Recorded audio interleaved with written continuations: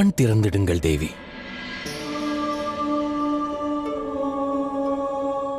கண் திறந்து பாருங்கள் தேவி.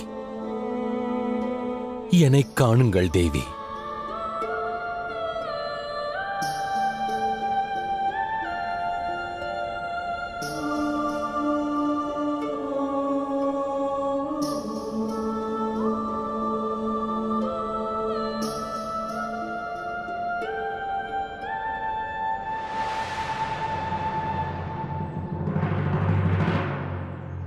நான் அதை என் கண்களால் கண்டேன் மகாராஜா. அவள் பச்சிலம் குழந்தை அல்ல. அவ்வாறென்றால் இது மாயையாகும். உன்னை வதம் செய்வதற்கான சூழ்ச்சி இது. செல், அந்த பெண்ணை வதம் செய்துவிடு. வேண்டாம் ஜிம்பராசுரா, நீ அவ்விடத்திற்கு செல்லக்கூடாது. அந்த பெண்மணிதான் உன் வரத்திற்கான தீர்வு என்றால் அவளால் உன்னை சம்ஹாரம் செய்ய இயலும். அவ்வாறென்றால் தாங்களே கூறுங்கள், நான் என்னதான் செய்வது? இங்கு நான் உங்களின் பேச்சை கேட்டு அமைதியாக உட்கார்ந்து என்னை வதம் செய்வதற்காக அந்த கன்னிப்பெண் வரும் வரை காத்திருக்கவா? கூறுங்கள் குருதேவா, அந்த கன்னிப்பெண் வந்து என்னை வதம் செய்வதை உங்கள் கண்களால் காண வேண்டுமா என்ன? காத்திருக்க தேவையில்லை. சூழ்ச்சிக்கு சூழ்ச்சியால் தான் பதிலடி தர வேண்டும். மகாராஜா பரதரின் மகள் வயதுக்கு வந்த கன்னிப் பெண்ணாவாள். அவளுக்கு ஏற்றாற்போல் ஒரு வரனை மகாராஜா பரதருக்கு தூதனுப்பு. விவாகத்திற்கு பிறகு அவள் கன்னியும் இல்லை, அவ்வாறு நேர்ந்தால் உனக்கு மரணமும் இல்லை.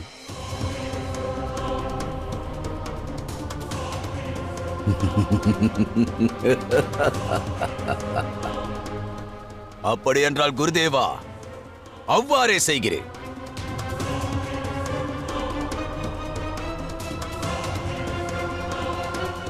சூரிய பதுமனே, என் முன்னால் வா.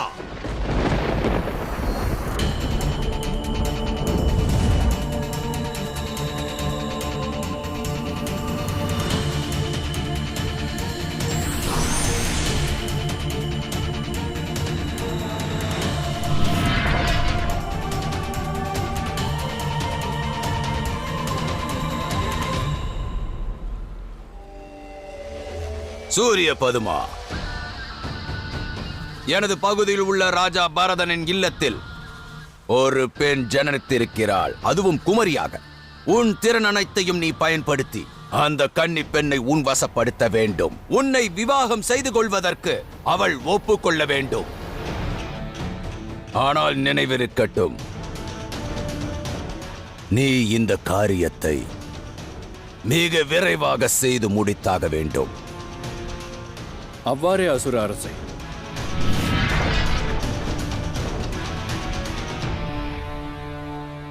மகாதேவன் என் வரத்திற்கான தீர்வை கண்டறிந்திருக்கலாம். ஆனால் இந்த ஜிம்பராசுரன் சிவன் அவன் திட்டத்தில் வெற்றி பெற அனுமதிக்க மாட்டான், அனுமதிக்கவே மாட்டான்.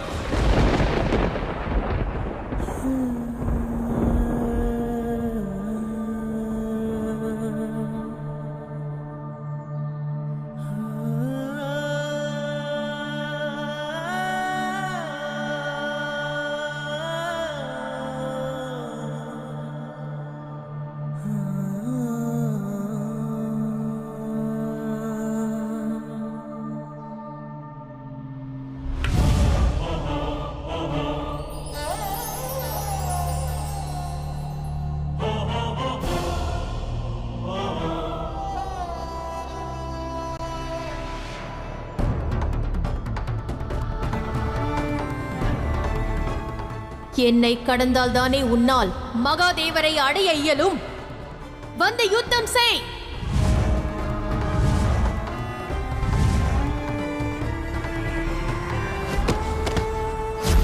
மகாதேவா,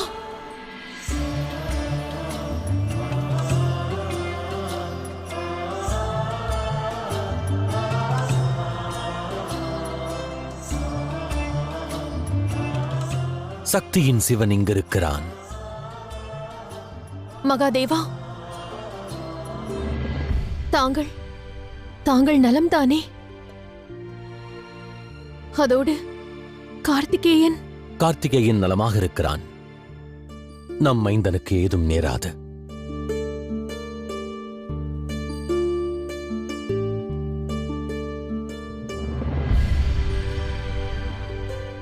ஜிம்பராசுரன் வதம் செய்யப்பட்ட பிறகே கார்த்திகேயன் விடுவிக்கப்படுவான். ஜிம்பராசுரனின் வரத்திற்கான தீர்வு கிடைத்தது.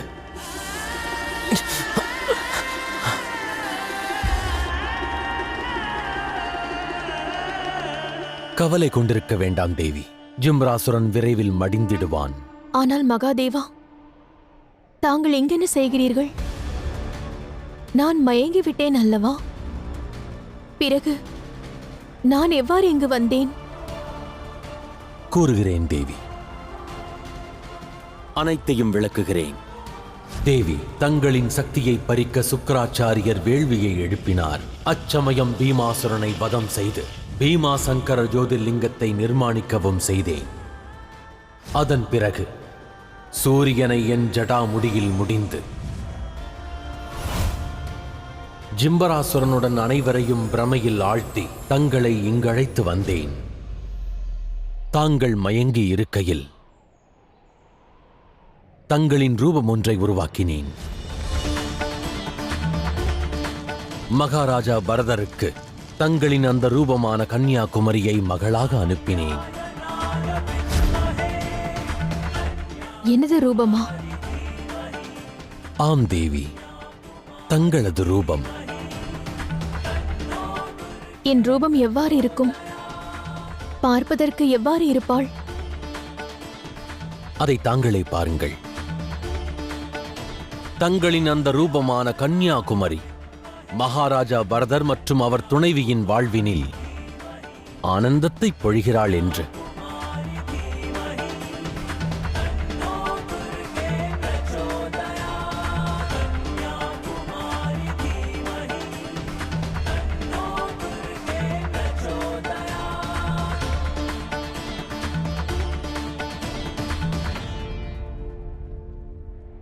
இல்லம் எவ்வாறு உள்ளது? உனக்கு பிடித்திருக்கிறதா மகளே? அற்புதம், அதே அற்புதம். மிக அழகாக இருக்கிறது. சரி வா மகளே, நாங்கள் அனுதினமும் பூஜிக்கும் நமது இறைவன் தேவாதி தேவர் மகாதேவரின் ஆலயத்திற்கு அழைத்துச் செல்கிறேன். அது நம் அரண்மனையின் மிகவும் அழகான புனிதமான இடமாகும் மகளே. தேவாதி தேவர் மகாதேவரா? மகாதேவர். ஆம் மகளே, தேவாதி தேவர் மகாதேவர் அவரே இப்பிரபஞ்சத்தின் ஆதாரம், அடையாளம், அங்கீகாரமாவார். அனைவரின் குறைகளை கேட்டு அதை தீர்க்கும் கருணாமூர்த்தியாவார். அவர் ஆதி அந்தமற்ற சிவனாவார். சிவன். தாயே, நாம் உடனே அங்கு செல்லலாம். நான் அவரை தரிசிக்க வேண்டும். நிச்சயமாக மகளே. அற்புதம்! மிக அழகிய வடிவத்தை உருவாக்கி இருக்கிறீர்கள். உண்மையில் அவள் என் ரூபம் என்பதை ஏற்க இயலவில்லை.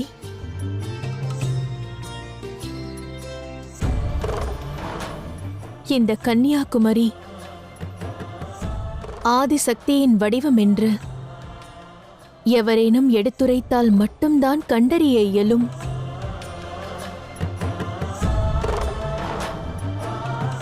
எங்கள் தோற்றமே வேறுபட்டிருக்கிறது.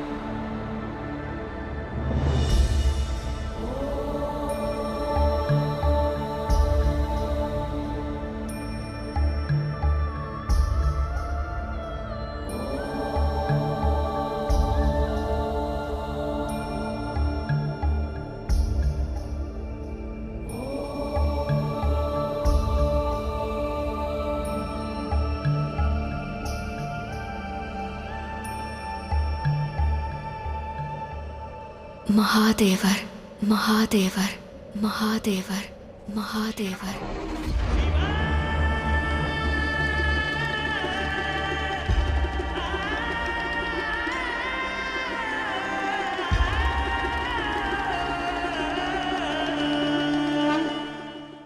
அற்புதம். சிவன் காண்பதற்கு அழகாக இருக்கிறார். ஆம் மகளே, சிவன் அனாதியானவர். அவரே சத்தியம், சுந்தரர், சகலமும் அவரே. மகளே, முன்னேறி செல். மகாதேவருக்கு சாம்பலை, மலர்களை மற்றும் பூஜை பொருட்களை செலுத்து.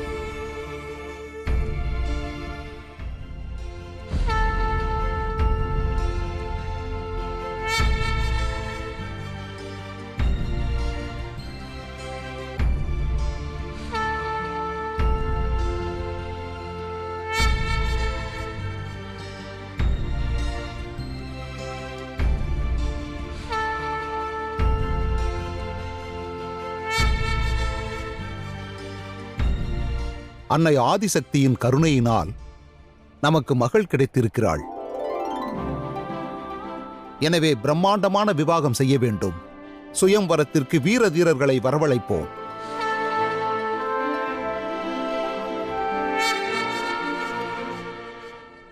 ஹர ஹர மகாதேவா, ஹர ஹர மகாதேவா, ஹர ஹர மகாதேவா, ஹர ஹர மகாதேவா, ஹர ஹர மகாதேவா, ஹர ஹர மகாதேவா.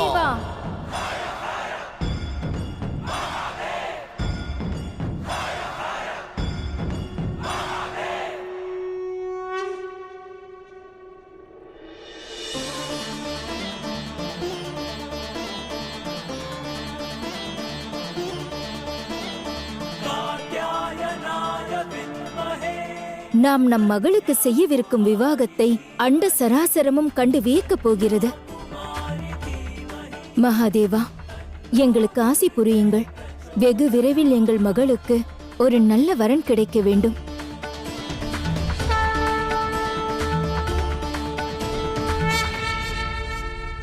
மகாதேவா, கன்னியாகுமரியின் தந்தையும் அன்னையும் விசித்திரமாக கூறுகிறார்களே. ஆதிசக்தியின் எந்த வடிவமும் எந்த ரூபமும் எக்காலத்திலும் சிவனுக்கு மட்டுமே சொந்தம்.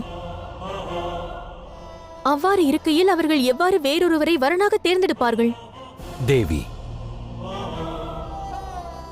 பிரபஞ்சத்தோர் போன்றே கன்னியாகுமரி சக்தியின் வடிவம் என்று அவர்களும் அறிந்திருக்கவில்லை. அதன் காரணமாகவே அவர்கள் மற்றொரு வரன் பற்றி கூறுகிறார்கள். ஆனால் கன்னியாகுமரி, அவளுக்கு உண்மை எதுவென்று தெரியும் அல்லவா?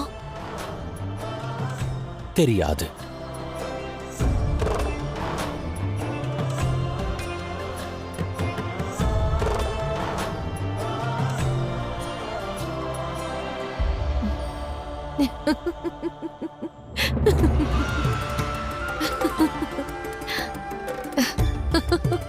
இதில் தாங்கள் நகைப்பதற்கு என்ன இருக்கிறது?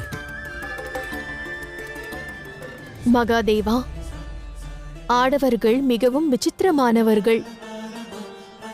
மாபெரும் கிரந்தங்களை எளிதாக புரிந்து கொள்வீர்கள், ஆனால் பெண்ணின் மனதை புரிந்து கொள்ள மாட்டீர்கள். அது பிரபஞ்சத்தை படைத்த சிவனாயினும் சரி. ஏன் அவ்வாறு கூறுகின்றீர்கள்? நான் தவறேதும் இழைத்தேனா? கூறுகிறேன் மகாதேவா, கன்னியாகுமரியை பாருங்கள், தங்களுக்கே அனைத்தும் விளங்கும். மகளே, சிவன் அனைவரது விருப்பத்தையும் நிறைவேற்றுபவர். அவரிடம் வரம் கோரு, உனக்கு ஒரு நல்ல வரன் கிடைக்க வேண்டும் என்று.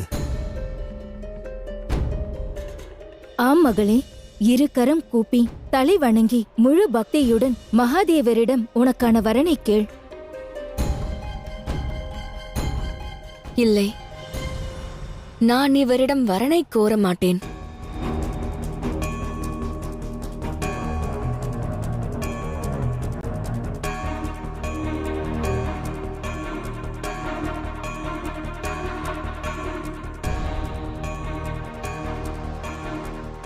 நீ என்ன கூறுகிறாய் மகளே? எனக்குரிய வரன் அல்ல, வரனாக இவரே வேண்டும், வரனாக இவரே வேண்டும், வரனாக இவரே வேண்டும்.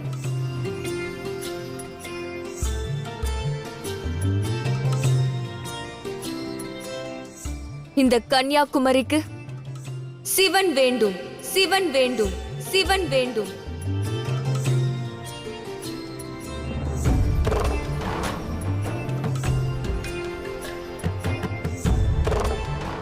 எனது விவாகம் இவருடன் நடக்கும்.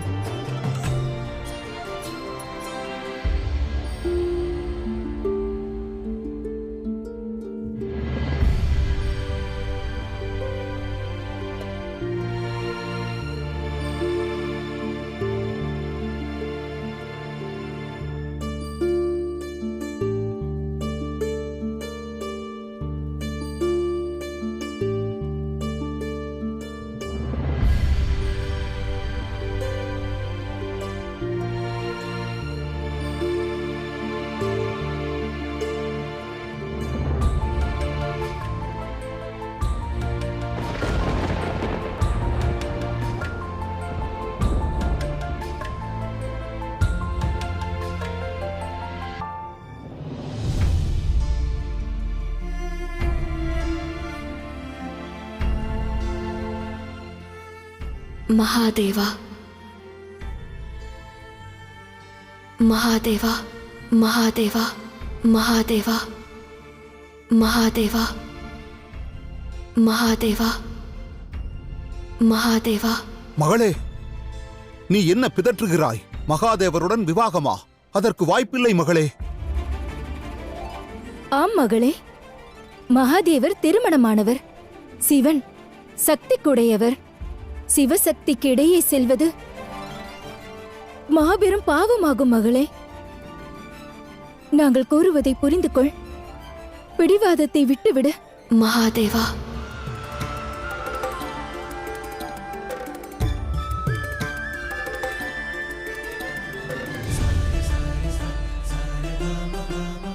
அவர்கள் கூறியது சரிதான்.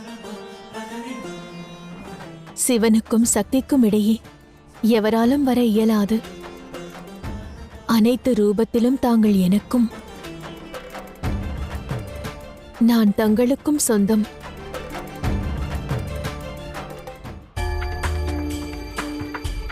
மகாதேவா.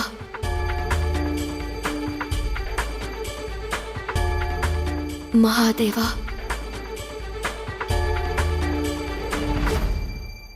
மகளே, பிடிவாதம் கொள்ளாதே, சிவலிங்கத்தை விட்டுவிடு. மகாதேவா. மகாதேவா. மகாதேவா. மகாதேவா. மகாராணி, உடனே சென்று நம் மகளை அங்கிருந்து அழைத்து வாருங்கள். மகளே, சிவலிங்கத்தை விடு. மகளே, சொல்வதை கேள்.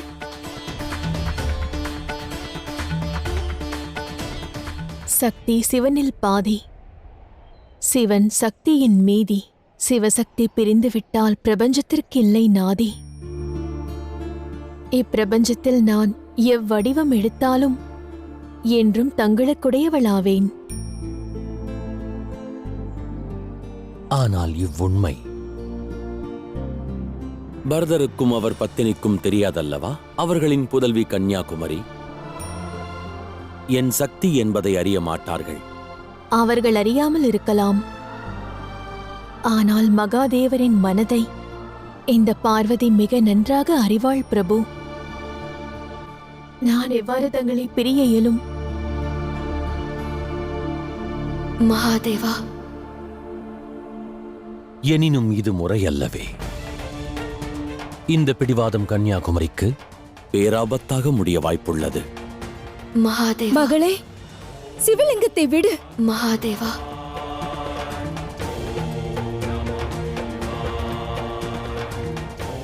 மகாதேவா. மகாதேவா.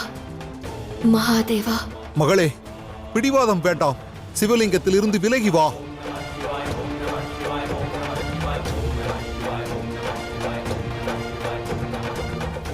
மகளே, நான் கூறுவதை கேள், சிவலிங்கத்தை விட்டுவிடு மகளே. மகாதேவா.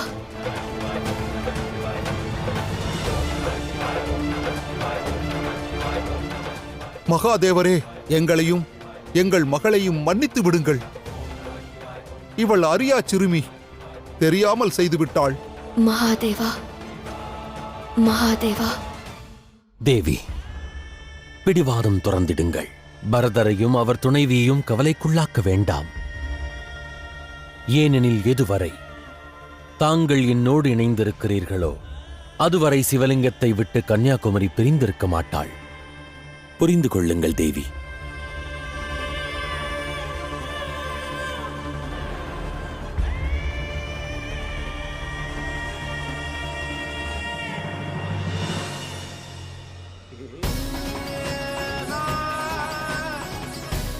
மகாதேவா.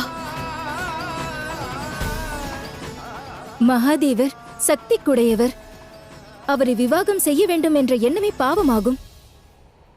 காதலில் என்ன பாவம்? நான் சிவனை தவிர்த்து வேறு யாரையும் விவாகம் செய்து கொள்ள மாட்டேன்.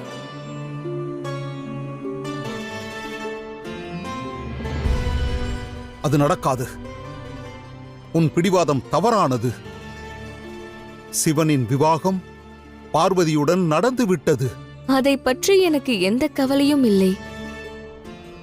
என் காதல் பாவம் என்றால், என் பிடிவாதம் தவறு என்றால் அதை மகாதேவரே என்னிடம் வந்து கூறட்டும். என்னை விவாகம் செய்து கொள்ள மாட்டேன் என்று கூறட்டும்.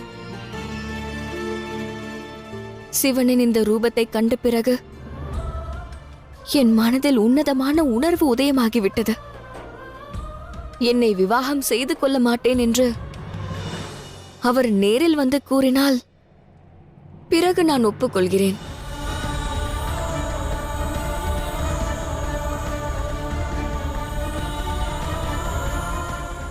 ஆனால் அவர் வராவிட்டால் நான் அங்கு செல்வேன்.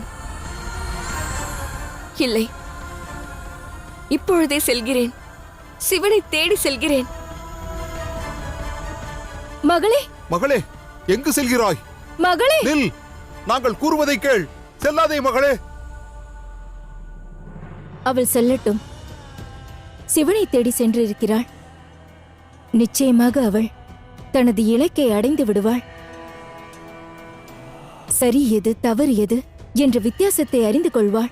நாம் தடுப்பதால் அவள் ஏதாவது தவறான முடிவை எடுத்துவிட்டால் பிறகு வருந்துவது நாம் தானே. ஆகையால் அவள் செல்லட்டும். அவள் நமக்கு இப்பொழுதுதான் கிடைத்தாள். இவ்வுலகத்தை பற்றி அவளுக்கு என்ன தெரியும்? சிவனை காண புறப்பட்டு விட்டாள். சிவனை அடைய வேண்டுமென்றால் கடும் தவம் புரிய வேண்டும். தவ வலிமையை இவளால் எவ்வாறு பெற இயலும்? அந்த கவலை தங்களுக்கு வேண்டாம். தவம், தியாகம், தாண்டவம் என்று அனைத்தையும் கடந்து விடுவேன். இதுவரை எவரும் எவருக்காகவும் செய்யாத அளவிற்கு நான் சிவனை எண்ணி தவம் புரிவேன். மகாதேவா, கன்னியாகுமரியிடம் சென்று நாம் உண்மையை உரைக்க வேண்டும். எதற்காக அவள் ஜனனம் ஏற்பட்டுள்ளதோ அதை நிறைவேற்றி மீண்டும் என்னுடன் இணைய வேண்டும். சிவன் அவள் சொந்தம் என்ற உண்மையை கூறிவிடுவோம். வேண்டாம் தேவி, அது பெரும் தவறாகும். ஆனால் ஏன் மகாதேவா? ஏனெனில் இன்று தான் ஆதிசக்தியின் ஓர் ரூபம் என்பதை கன்னியாகுமரி அறிந்திட்டால் மனதினால் குமரியாக இருந்திட இயலாது. மனதால் பதியானவர் தனக்கு இருக்கிறார் என்றும் பிள்ளைகளும் உண்டென்றும் தனக்கு குடும்ப ஸ்தலம் ஒன்று இருப்பதாகவும் கருதுவாள். ஆனால் ஜிம்பராசுரன் பெற்ற வரத்தின்படி கன்னியாக இவள் இருக்க வேண்டும். ஆகையால் ஜிம்பராசுரன் வதம் செய்யப்படும் வரை அமைதி காக்க வேண்டும். ஆயினும் மகாதேவா, காத்திருத்தல் பலமுறை நமக்கு ஆபத்தை கொண்டு வந்திருக்கிறது. பலமுறை அழிவையும் தந்திருக்கிறது. இம்முறையும் உத்தேசத்தை நிறைவேற்றுவதற்காக சிவசக்தி பிரிய வேண்டிய தருணம் வந்தால்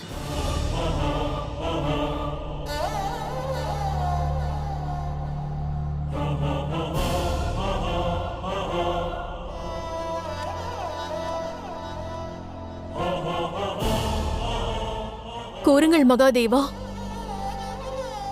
நாம் பிரியும் தருணம் மீண்டும் ஏற்படுமா?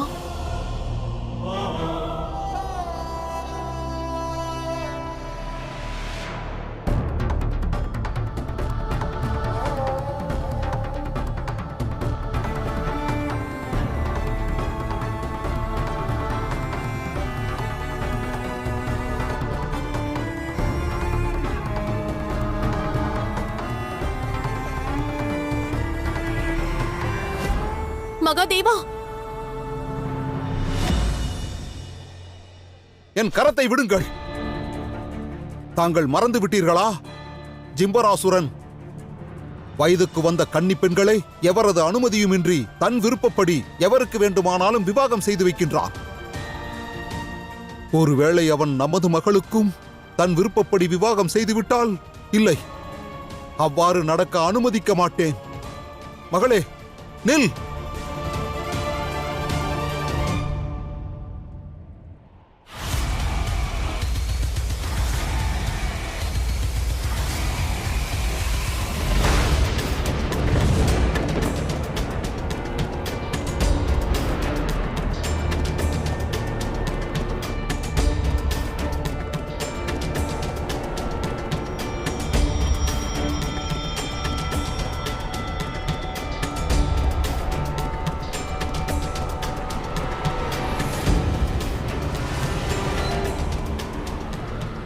எதற்காக என் பாதையை மறைக்கிறாய்? யார் என்று கூறு.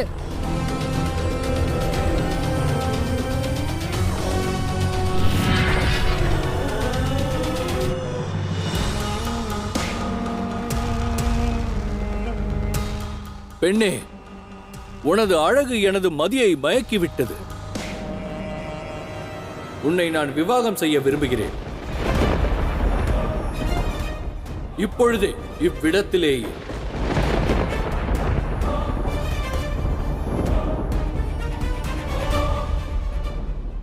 இது உன் வேண்டுகோளா அல்லது வலுக்கட்டாயமா? ஒப்புக்கொண்டால் வேண்டுகோள், ஒப்புக்கொள்ளாவிட்டால் பிறகு கட்டாயம்.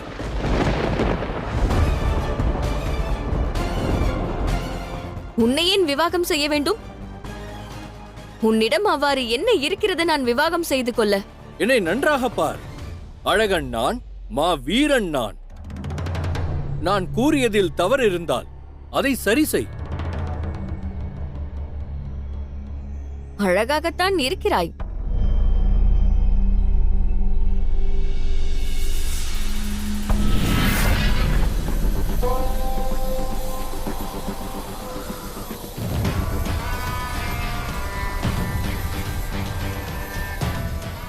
என்னுடன் எப்போதும் இந்த மலர்கள் இருக்கும். நான் இருக்கும் இடத்தை அது சுகந்தத்தால் நிரப்பும். கூறு பெண்ணே, நான் கூறியதில் பொய் இருக்கிறதா? நீ கூறுவது முற்றிலும் உண்மைதான். என் சக்திகளை பார்த்தால் நீ ஆச்சரியப்படுவாய். நீ விரும்பினால் காண்பிக்கவா? வேண்டாம், அதற்கு எந்த அவசியமும் இல்லை. ஒருவரின் அடிப்படை குணத்தில் குறை இருந்தால் அவரது சொல்லும் சிறக்காது, உடனிருக்கும் மலரும் மணக்காது.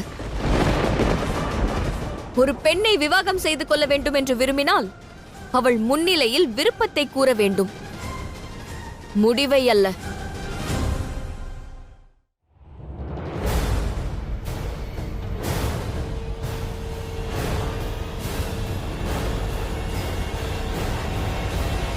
நிறுத்து! இந்த அவமானத்தை ஏற்க மாட்டேன். நான் ஜிம்ராசுரனின் படை வீரன், அதீத சக்தி கொண்டவன். நான் இக்கணமே உன்னை சிறைப்பிடித்து விவாகம் செய்வேன்.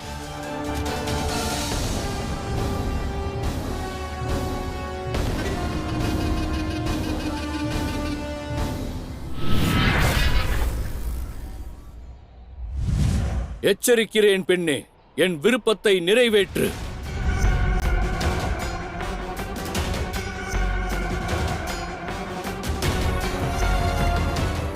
கூறினேன் அல்லவா, ஜிம்பராசுரனின் வீரர்கள் எங்கும் இருக்கிறார்கள். எந்த பெண்ணையும் விட்டு வைப்பதில்லை. நம் மகளுக்கு எதுவும் தீங்கு நேர்ந்தால் உனது சக்தி மீது உனக்கு அதீத அகங்காரம் அல்லவா? நான் கூறுவதை செய்.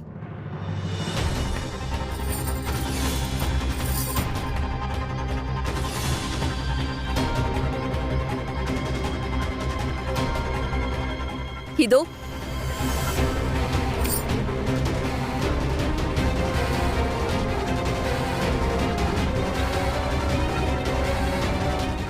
அதை எடு.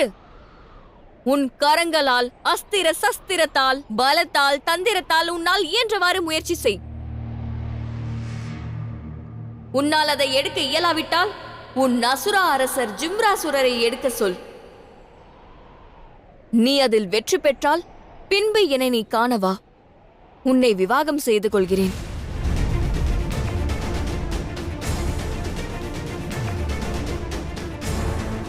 உண்மையிலேயே நீ மதிக்கெட்டவள்.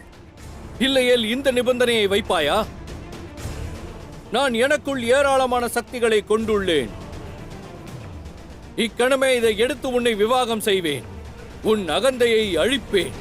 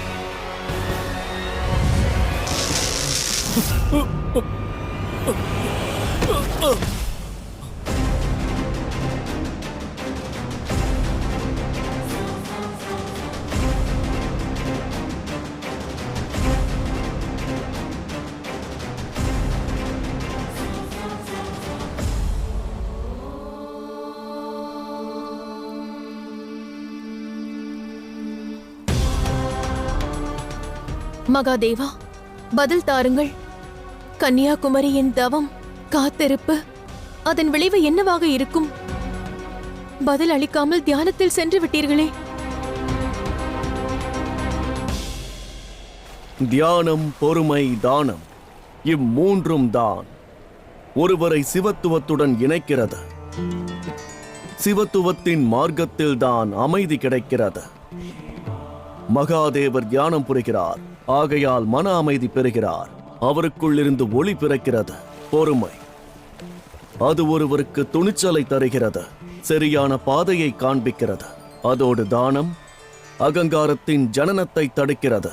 இந்த கும்ப நீராடுதல், தியானம், பொறுமை மற்றும் தானம், இந்த மூன்றும் குணத்தின் ஆதாரமாக இருக்கிறது. அது என்றும் மாறாதது. எவர் இங்கு வருகிறார்களோ அவர்கள் தியானம் புரிந்து வாழ்க்கையில் நடப்பவை அனைத்தும் நல்லதற்கே என்று எண்ணி தங்களிடம் உள்ளதை பிறருக்கு தானம் புரிய வேண்டும். ஆயினும் நாராயணா, தானத்தில் எது சிறந்ததென்று கூறுங்கள். உங்களிடம் எது உன்னதமாக உள்ளதோ அதை செய்யுங்கள். தனம் இருந்தால் தனத்தை தானம் செய்யுங்கள். ஞானம் இருந்தால் அதை தானம் செய்யுங்கள். நற்குணம் இருந்தால் அதை தானம் செய்யுங்கள். எவர் ஒருவர் உள்ளதை பகிர முயல்கிறாரோ அவரே உன்னதமானவராகிறார். அது பரோபகாரத்தின் எண்ணமாயினும் சரி. நன்றி நாராயணா, நன்றாக விளங்கியது. வாருங்கள், முதலில் அனைவரும் தியானம் செய்வோம்.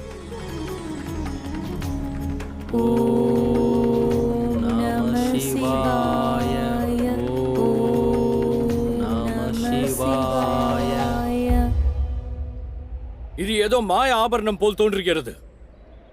இதை என் மாயையை கொண்டே நான் எடுக்கிறேன்.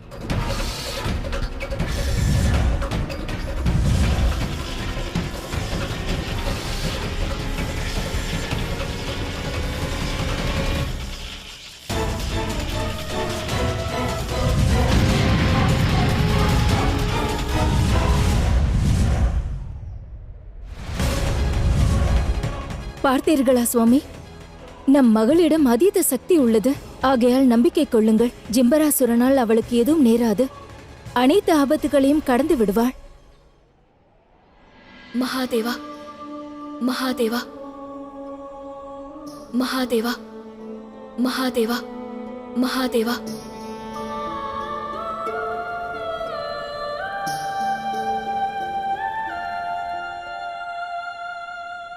மகாதேவா, எனக்கு தாங்கள் வேண்டும்.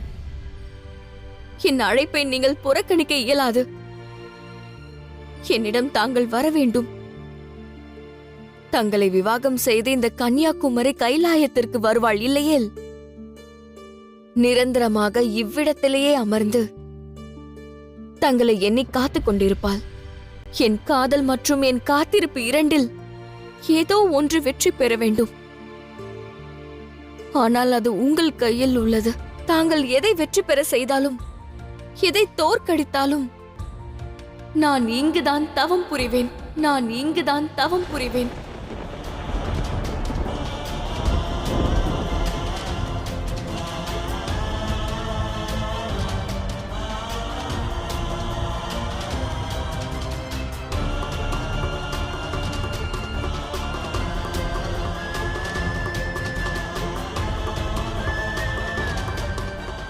மகாதேவா,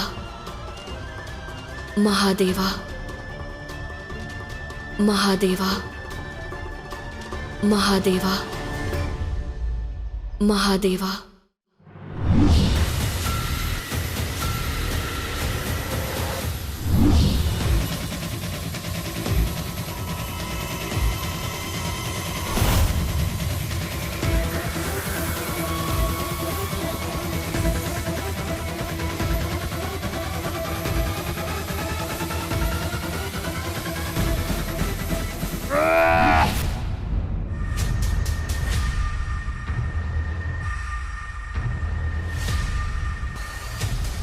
ஜிம்பராசுரரே, வாருங்கள், வந்து எனக்கு உதவி செய்யுங்கள்.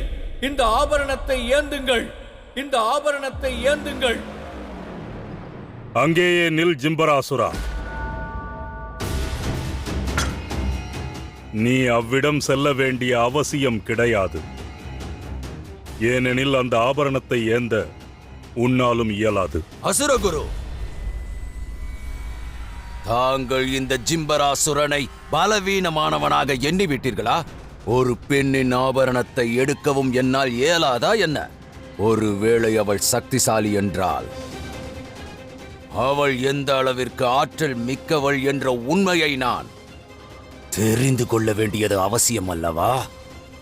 பிறகு எதற்காக என்னை தடுக்கிறீர்கள் அசுர குருவே?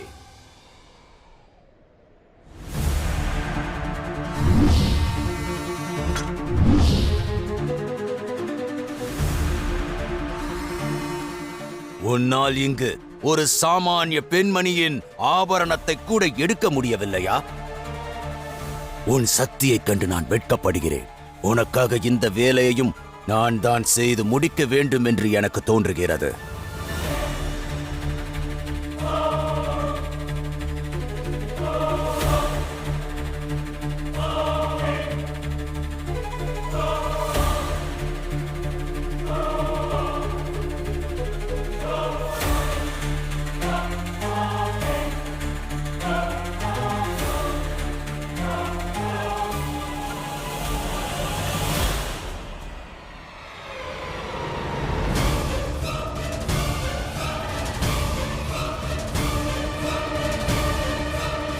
மகாதேவா,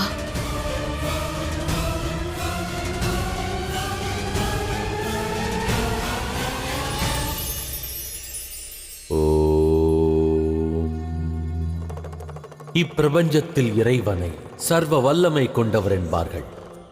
இறைவன் நினைத்தால் ஒரு கணத்தில் பக்தனின் மன விருப்பத்தை நிறைவேற்ற இயலும் என்பார்கள். ஆனால் இறைவனாலும் தன்னிச்சையாக ஏதும் செய்ய இயலாது. விதியின் நியதி மற்றும் கர்ம பலன் இவற்றிற்கு இறைவனும் செவிசாய்க்க வேண்டிய அவசியம் உள்ளது.